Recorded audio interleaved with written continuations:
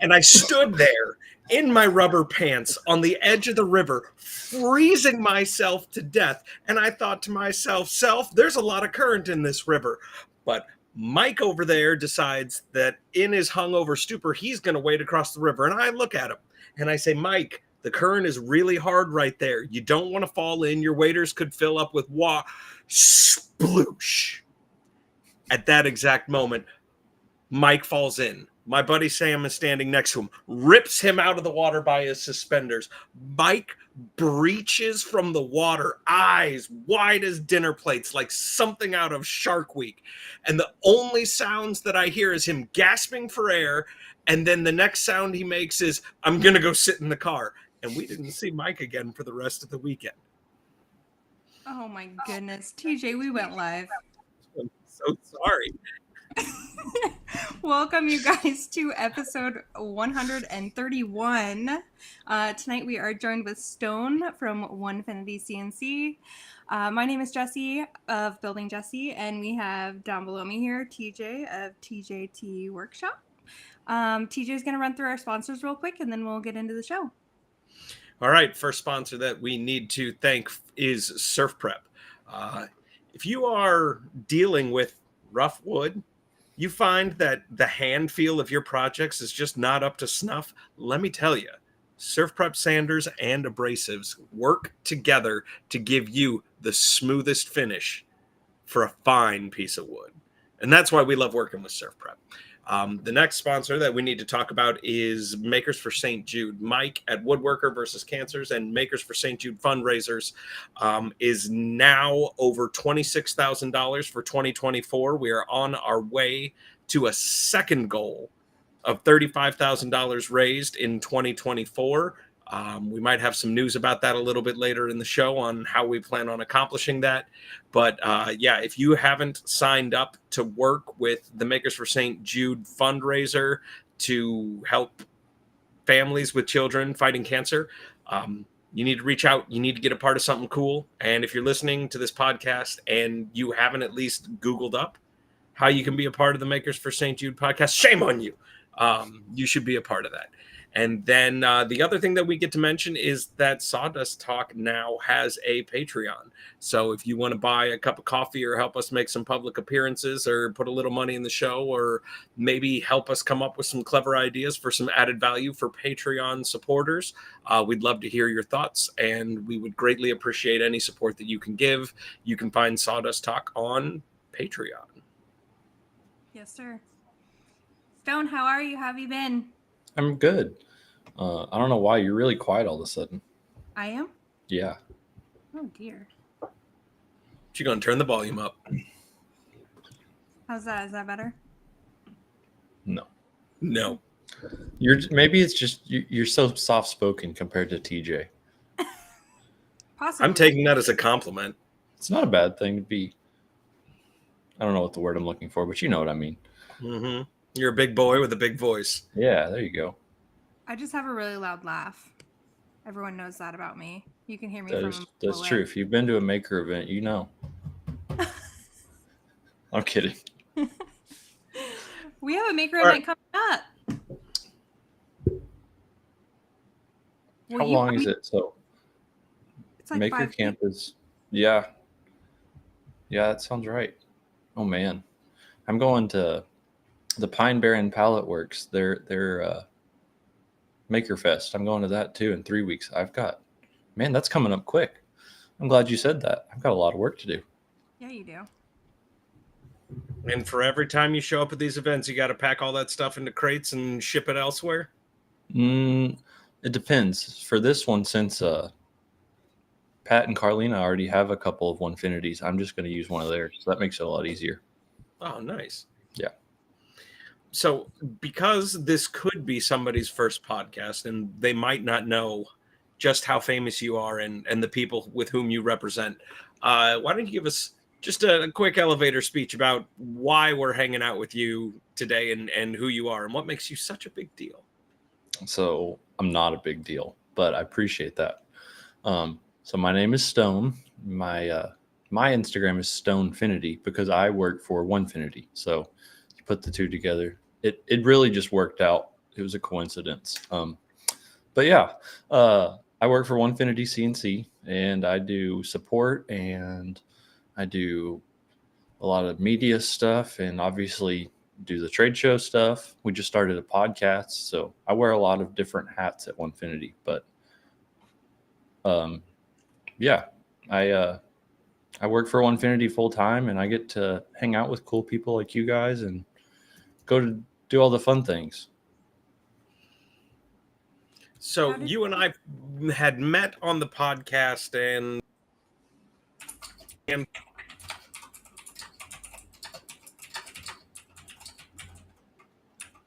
Uh-oh, TJ's frozen. Yeah.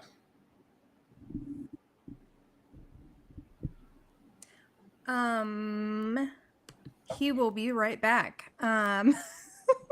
Until then, we wait for that question. No, I'm kidding. I know, right? How did you rope Morgan into joining the Onefinity team?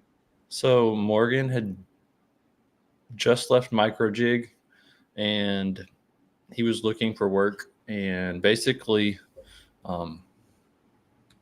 somebody from the community connected him with us, and we were looking for somebody to do some video stuff, more like I do all of like our technical video, like the how-to stuff and fixing things, and Morgan is kind of our instructional fun content guy, I guess. So he just basically just makes projects to show people what they can do and help them learn how to use the CNC. But he was just leaving Microjig, and he started out kind of doing some part-time stuff for us, just on a video by video basis. And then opportunity came where we were ready to hire somebody full-time, and he was ready to change to full-time. So last July, I guess, he came on full-time, and ever since then we haven't looked back. So except for the mustaches. Who convinced who on that one? So I honestly don't really know. Like, he had always kind of gone back and forth with it, and I had a beard for a long time, and I just got tired of dealing with it. So I shaved everything but the mustache because I look like I'm 12 when I don't have facial hair. So I mean, I look like I'm 12 because I can't grow facial hair. So, same fight, different rules. Fair enough. So before my internet magically decided to just refresh, I was going to talk a little bit about Workbench Con. Yeah. Yeah, I was hanging with you briefly, spent a fair bit of time over talking with the Surf Prep folks, and was secretly covering both of your CNCs with RoboCop stickers. I've seen them. Are you guys going to be doing Workbench Con again next year? That is the plan. I haven't actually signed up yet, but that is the plan, is to be there. It's one of those things where it's like, I guess people know about Onefinity at Workbench Con already, but it's really kind of maintaining that relationship. So we feel like it's important to be there and support the people who've supported us, I guess. For sure. I think I did watch the live with Kristen and Tiff.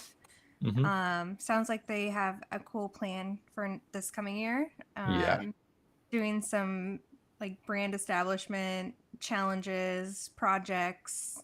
They're doing I think a sponsor, like a challenge that'll go to charity. So that's pretty cool.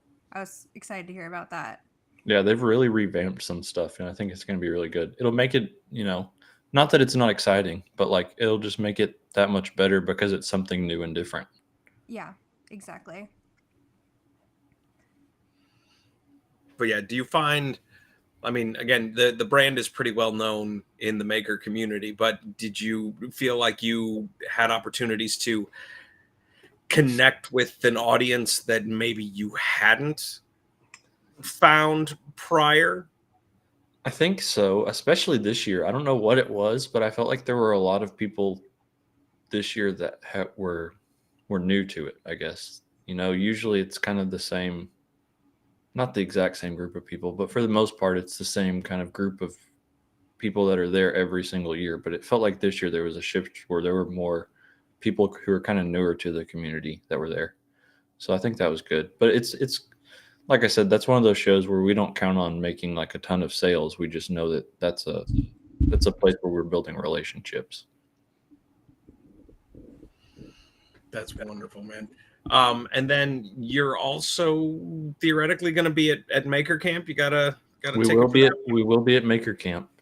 Are you And guys doing a demo or? yeah, so we'll be running the machines all weekend. From what I've heard this year, fingers crossed, I've been promised that it's not going to rain. So if it rains, blame Austin. He jinxed us. But the second thing that I'm the most excited about is we are supposed to be on a slab of concrete this year. So there will not be a river under my CNC. Well, that is fancy. I mean, I knew you were fancy, but I didn't know you were slab of concrete fancy. I know, right? So are you gonna be like in the actual like covered area then? So we'll be under our own tent actually. So um, from what I understand, Avid is still sponsoring Maker Camp, but they are also doing, and I didn't realize when I signed up for Maker Camp like the day that Austin sent everything out this year, because we knew we wanted to go back. But at the time, Vectric, they do their user group meeting in person one year and online every other year.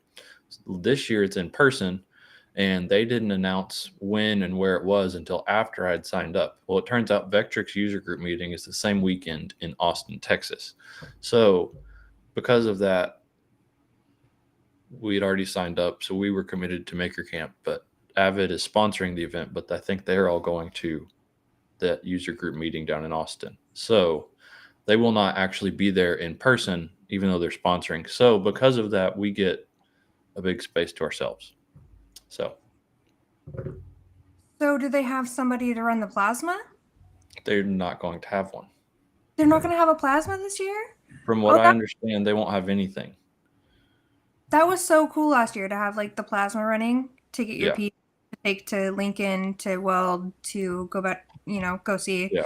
Chad at Man Crafting and do some powder coating. Like that was such a fun little like circle of life.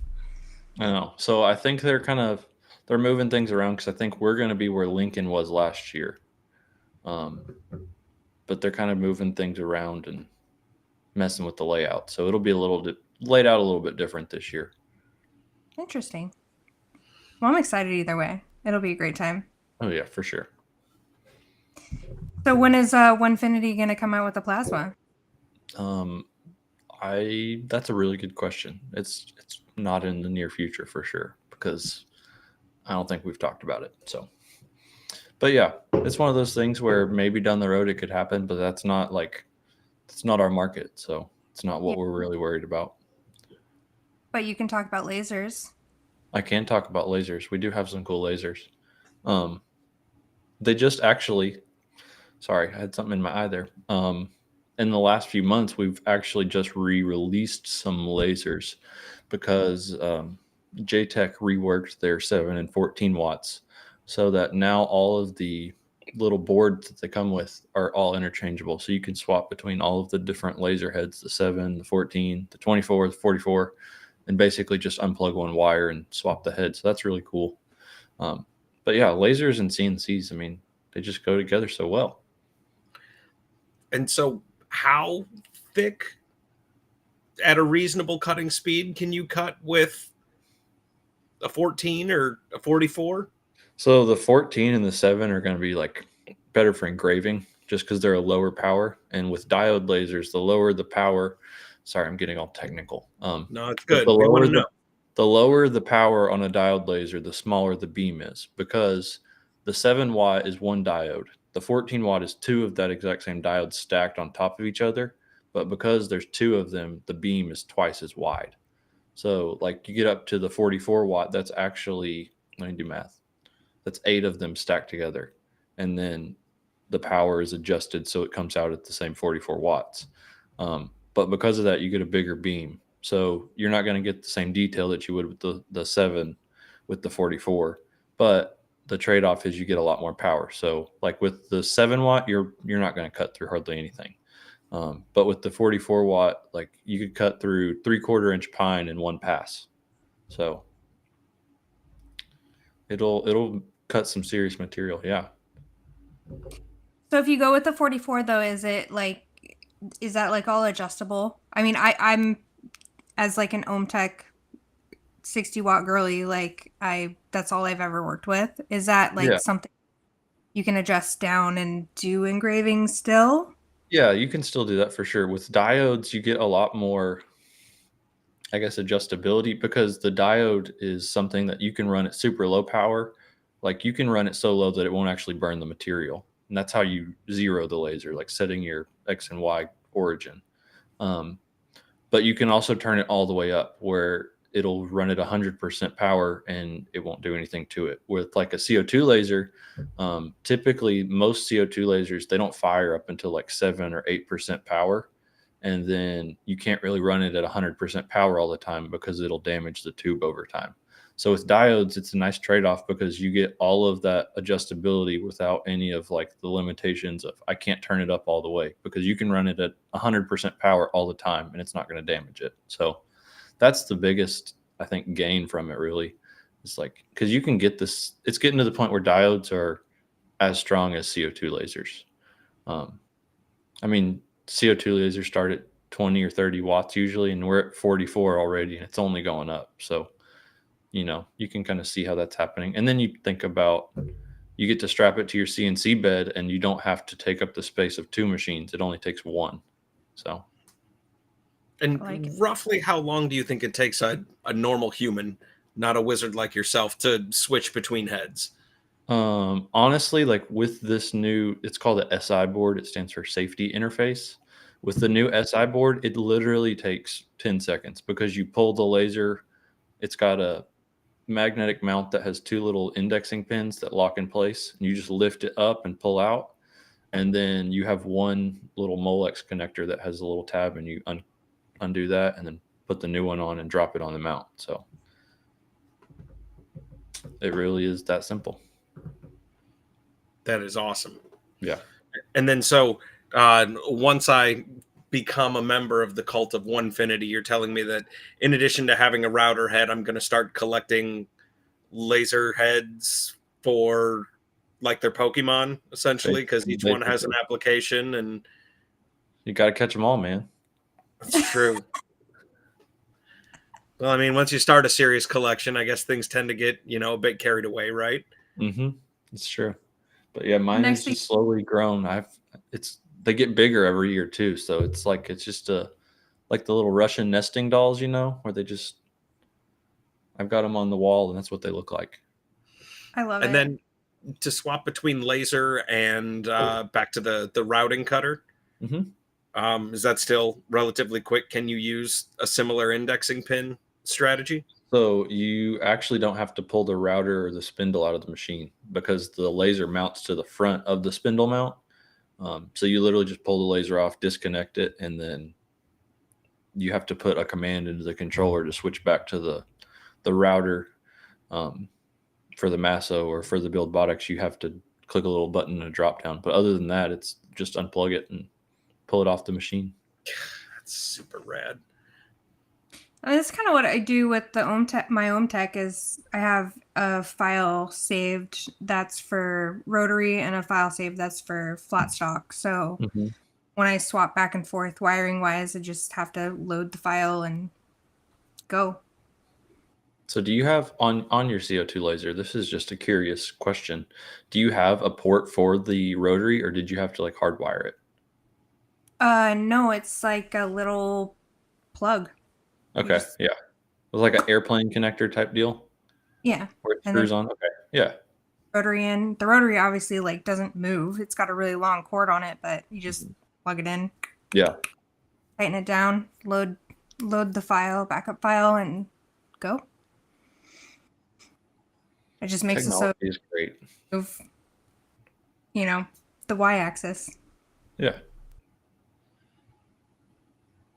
That was a lot of hand gestures for an audio. And then with the laser, even at 44, you don't get a ton of Z control though, right? You're either putting energy down which is, like removing stock or etching. But What do you mean by Z control? So, like, can you control the depth to which your laser cuts in the Z direction? Yeah.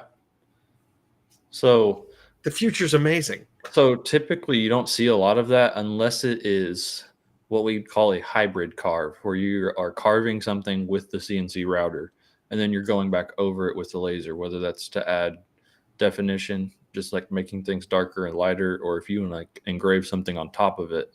But yeah, you can totally do that. That's crazy. Hybrid engraving. Well, guess who learned something new today? Oh my goodness. Well, we did tease about a little announcement that Onefinity. I think some people already know that Onefinity is part of Makers for St. Jude this year or for this fall. But Onefinity is actually running a raffle, and I bleeped Stone on the intro reel. So maybe it's time to tell the people what you're raffling. We could make them wait. I mean, Nah, we won't do that. Oh man, sorry. I had to take that one. That seemed like something TJ would have done. yeah.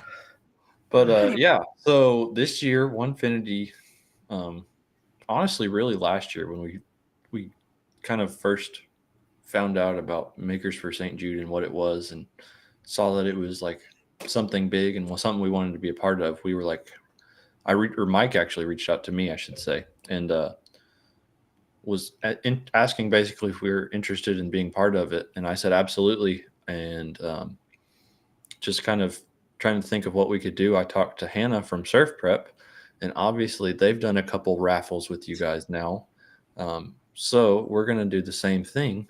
But we have a Onefinity bundle that we're going to do. So you'll get a machine. We're going to do a Pro Series woodworker. So that's a 32 by 32 cut area. It comes with the machine. It'll come with our wireless joypad that everybody loves. So you can jog around the machine with your little game controller. It's just as fun as cutting stuff. Some people give it to their kids and just let them play with it. Highly recommend. It'll come with a touch probe, so your XYZ touch probe for setting your origin, and it'll also come with our Sawdust boot. So yeah. Oh, and we just finished talking about them lasers. It's going to come with a 7-watt plus laser from JTech, so you can do those fancy engravings we were just talking about. So, but yeah, we're really excited to be a part of this, and I'm thankful for you guys having me on so we could talk about it.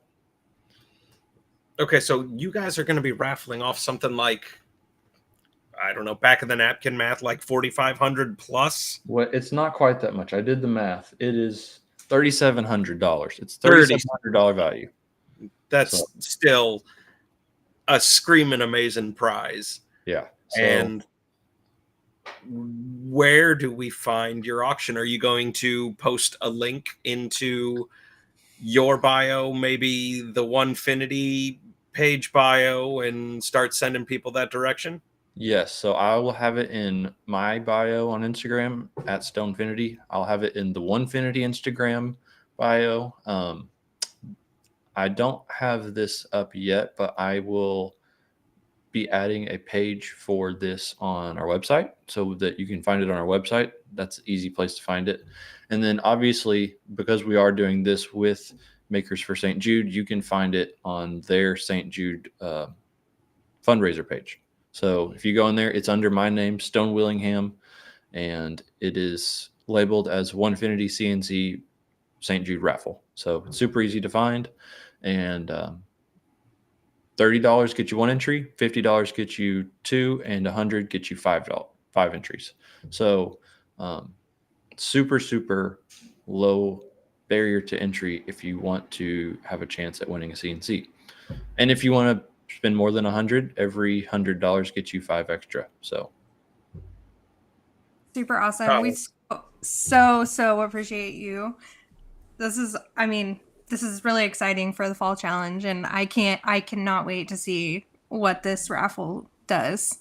It's always really cool to have these big heavy hitters, really awesome raffle items. I mean, what TJ, your mom made a quilt, A huge quilt, yeah. and that raised a ton of money. So Yeah. No, she raised a bunch of money, and she just wanted to be a part of it. The fall challenge, I don't think she's going to be doing, because that's Christmas present time, and getting a handmade quilt from your mom or your grandma is pretty special Christmas present. So I don't think she's going to be participating. I've got some production from my wood this year, which should be pretty fun. And the other thing that I want to touch on is that I am not a tax professional by any stretch of the imagination, but because the St. Jude charity is a registered non-for-profit, your contributions are tax deductible. They will send you a receipt both digitally and in the mail, which I think is pretty great. So all of the listeners here that have their LLCs and everything put together, and maybe are sitting on a few too many dollars of profit, you want to put some of that money to work, or maybe try to counteract some of those profit dollars while supporting an amazing cause. This is a really unique opportunity. Obviously, not a tax professional. Talk to your CPAs or whoever handles and prepares your taxes, but this could be a really nice opportunity for you to do something good for the community, for kids with cancer and their families, and for your business. So, And all of the everybody money wins. goes directly to St. Jude. Yes. Yeah, there's no middle person there. This goes straight to the charity.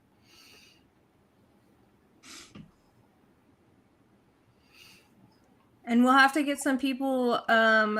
We do have a few people watching in the chat. I would love to see some people make something on their Onefinity that already have a Onefinity and raffle an item, because that would be awesome. How many people can we rally for that?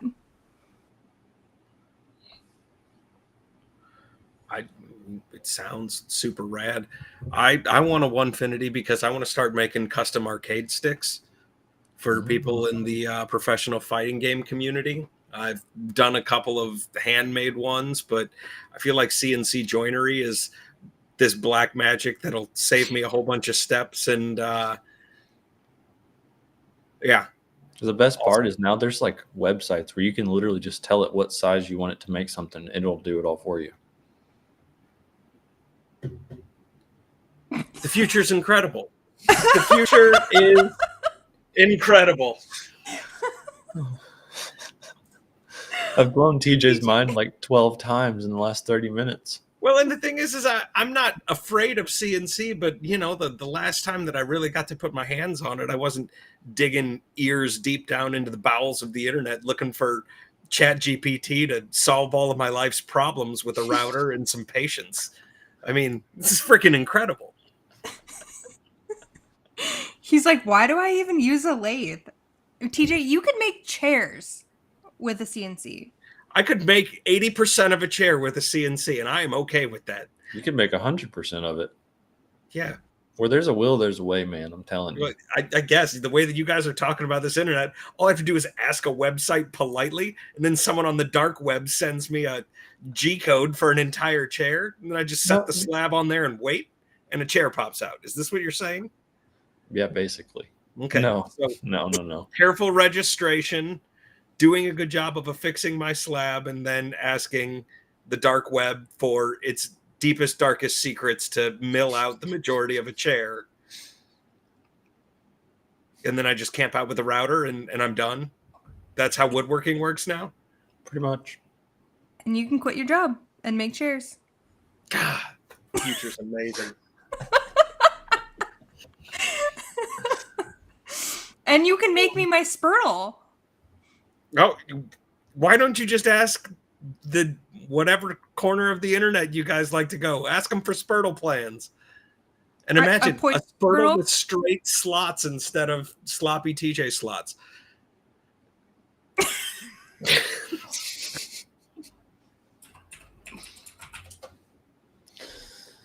No comment. Dude, it's 9:45 Central. This is Sawdust Talk After Dark. Oh my gosh. So I knew from the world of 3D printing that if I really wanted to get STL files of dang near anything, all you had to do was ask the internet and look, right? Because one of the rules of the internet that isn't taught to you in public schools is that if you are looking for something on the internet, you will find it eventually. Like, it's there. You just have to look for it long enough. And I'm starting to think that in the world of CNC, if you look for it hard enough, it's out there somewhere, right? Mm-hmm. Oh, and once they get into your cookies on your web browser, it's over. Really? Oh yeah. Because that's how the internet works. They take your data, they run through it, and then they find the common themes, and then they feed it back to you. So right now, the biggest CNC that you guys are selling on your website, I think, is 48 by 48. Yes. When is the kit to take two 48 by 48s and turning them into a 96 by 48 coming out? It's not. You can't do it. The design it doesn't work. It just doesn't work. You can't put a ball screw on something that long without the ball screw basically whipping around, because the longer it is, the more it's going to travel. And it just is not stable when it's 8 feet long. So I'm not an engineer, so. Look, I ask questions because I don't know the answer. Well, right? That's the answer I've been told. That's okay. The 4x8 will come eventually, I'm sure. Such is the natural way of things. And plasma. I wouldn't get your hopes up.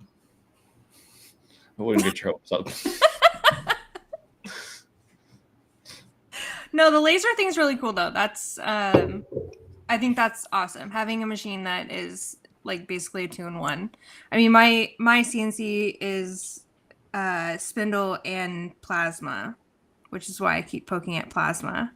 But if somebody wanted to do it, technically they could already. The Masso supports a plasma. So like if you wanted to strap a plasma torch on there and wire it up, something just fell in the warehouse behind me and I'm the only one here.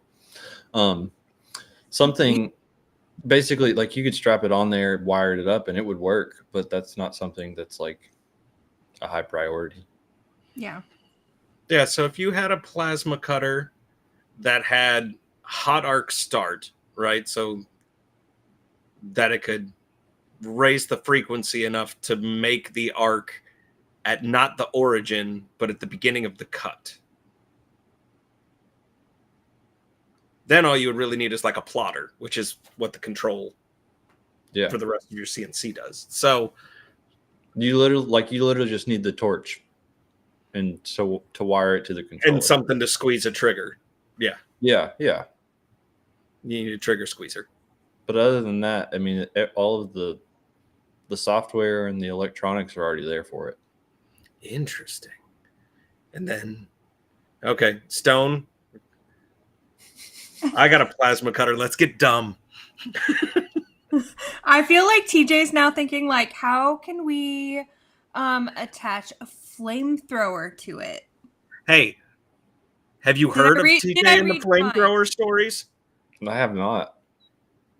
Oh my goodness. Well, we're going to have to start another episode with TJ and the flamethrower. Yeah. No, that was the time that... Man, we got time. Okay, so the Reader's Digest condensed version of this story. Here you guys go. You get a TJ soapbox and everything tonight. What good fortune you guys have.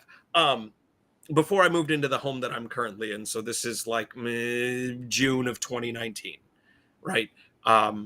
We needed to sell our other house, and the other house was on about a half an acre, and we had a serious English ivy problem. I don't know if any of you are familiar with English ivy. Some of the Southerners have kudzu. It's kind of similar in its invasive nature. Anyway, the easiest way to deal with English ivy is to burn it from space like an alien invasion. And so Harbor Freight sells a propane flamethrower for weed management. And it's highly effective. And so as we were preparing to get the house ready to show, I was burning out the English ivy in the multitude of gardens that it had overtaken in my home. My neighbors had seen me do this in the past, in 2014, for my wedding. I had used the flamethrower to burn out the beds at my house. Anyway, for whatever reason, one of the neighbors called the police, but we were in an unincorporated municipality, which means they sent county brown uniform police officers to my house. And I'm just in the backyard burning out my gardens, and I kind of see a flashlight or something going on over my shoulder, but it's like really, really loud. It's like standing next to a jet engine, right? And so I turn around and I've still technically got the flame coming out of the flamethrower. And I do kind of happen to point it at a couple of highway patrollers that are standing on the other side of the fence. And then I realize what I'm looking at, and I immediately put it down and turn it off. But that is the story of the time that I turned a flamethrower on a couple of highway patrolmen and lived to tell the tale. But yeah, the Harbor Freight flamethrower is delightful. Don't use it on your municipal policemen, but the guys were really cool. They were kind of hoping it was going to be like, what is it, Lethal Weapon 2, where the guy's got the welding mask and the flamethrower in the M80s, because some neighbor called and said that there was a maniac running around with a flamethrower. And I informed them that I wasn't running, because look at me, I'm not built for running, right? And we all had a good laugh at it, and it diffused things really quick. But yeah, get yourself a $20 Harbor Freight. Well, they're $25 now. Get yourself a $25 Harbor Freight flamethrower with piezo ignition, and go learn how much fun gardening can really be. There's your ad for Harbor Freight for the night. For real. Makes me want to buy one. I mean, it's a real good time. I'm assuming, is this one of the ones that's like it's on like a pipe? Yeah, it's like a wand. Yeah. Okay. But it's got a trigger on it that allows you to adjust the amount of oxygen that gets mixed with the flame, so you can run it at really, really, really high. And yeah, ivy doesn't stand a chance. You do have a side. That's an important gardening tip for you, because when you burn your gardens out, you don't totally kill all the stuff that's under the ground, and then you introduce tons of nitrogen into the ground, which is what plants crave. Turns out it's not electrolytes, it's not Brondo, it's nitrogen. And so you do need to follow up with a proper herbicide if you're trying to clear an area and get rid of your weeds. So yeah, now you guys got to learn something too today. Look at this. Everyone's learning on Sawdust Talk. Layers. The layers. Yeah, the layers. You guys got a nice little soapbox speech.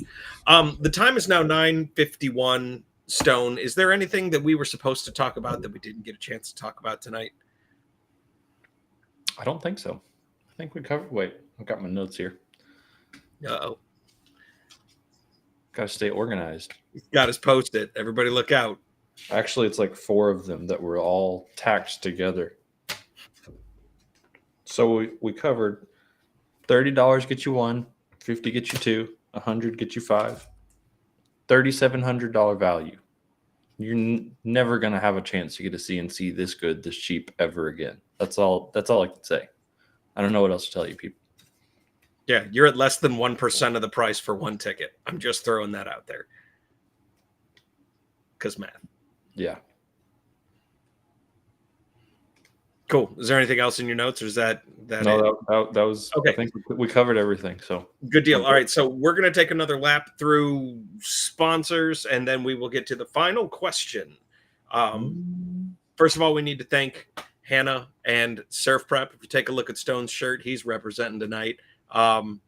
Look, dust is kind of dangerous for you, and if you're on the West Coast, evidently there's warnings that let you know that dust is more dangerous on the West Coast than the rest of the country. God bless you, Prop 65. But you really should be doing your best to manage dust while you're woodworking.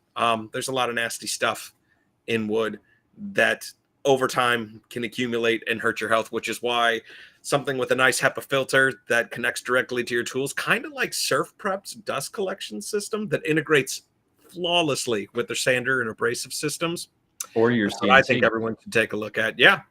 Does it work and integrate with your CNC as well? I used it today, man. Flawless. That's what I want to hear. So yeah, check out Surf Prep. Protect your lungs, protect your face. Because I mean, look at me. I'm gorgeous from the chin up. From the chin down, it's kind of meh. That's why I protect this face and I protect this bod. So Surf Prep, get your gear right. Let's see here. We've also got to give a quick shout out to Casey Bombshell Designs. We will be actively working on getting merch into the store this week. So check out her scroll saw stuff. Also check her out if you are looking to get some club shirts made or you want to have merch for your podcast. He said, looking at you, Stone. You want to get that stuff made, reach out to Layla at Casey Bombshell Designs. Another quick reminder that the fall Makers for St. Jude good gracious, challenge is coming up. And people who participate will have an opportunity to be entered into a drawing amongst many amazing vendor prizes. Stone and Onefinity, we covered on the show, are putting together an incredible raffle that if you maybe decided to skip to the end to hear all the sponsors and the final quote, allow me to remind you the generosity of Onefinity. Excuse me. Get in there, get a ticket, raise money for a good cause. And then if for some reason you feel like your generous spirit just hasn't been satisfied, swing by Patreon. Throw a couple bucks at Surf Prep. We've got a Patreon now. It helps keep the lights on, quite literally. Yeah. Jesse, what did I miss? Sawdust Talk. Patreon, Sawdust Talk. Not Surf Prep. I mean, Surf Prep might. Oh, yeah. Patreon, Sawdust Talk. Oh, and excuse me. I must have eaten a bug, or maybe there's too much dust. If only I used my Surf Prep dust collector to filter the air in this space. You know, if you want a Surf Prep dust collector, use coupon code Sawdust Talk. Save you some money. Okay, that brings us to our final question, Stone, and that is, at the end of every episode, I ask our guest to come up with a motivational thought, a quote, a reason to kick open the door to their shop and get awesome, maybe pick up a tool, or maybe challenge yourself to do one thing that you might not have before listening to your wise words. What would you like to share with the rest of the audience? So I'll share. This is actually something that I have on a wall in my bedroom, but I was given by my father, and he was given this by one of his friends before he passed on. But it's just a little plaque, and all it says is 3 simple words: make something happen. But I look at that every morning when I get up, and it's just a good little reminder to tell yourself, like, make something happen. You don't always feel great. You don't always feel like you're on top of the world, but if you do something, it makes you feel good. So make something happen. I love that. I love it. I love that. The biggest difference is between 0 and 1. I'm telling you guys, that's 100% change. From there, technically, it's diminishing. But if you do nothing, you get nothing. If you do something, you get something, and that's countable. Accountable. I love it, man. Hey, Stone, thanks for tonight. Thanks for everything you're doing for Makers of St. Jude. We appreciate you. TJ and I will both be at Maker Camp, so we're excited to see you guys hang out and have a good time. Morgan and myself will both be there, so we're looking forward to it. Heck yeah, I'm stoked. And to all of our listeners, thanks for joining us for episode 131 with Stone of Onefinity. Yeah. Thanks for having me on, guys. And thanks for wearing my face. I did wear your face. It looks kind of weird. All right. Well, we will see all you cool kids next week. The video hopefully releasing, same bat time, same bat channel.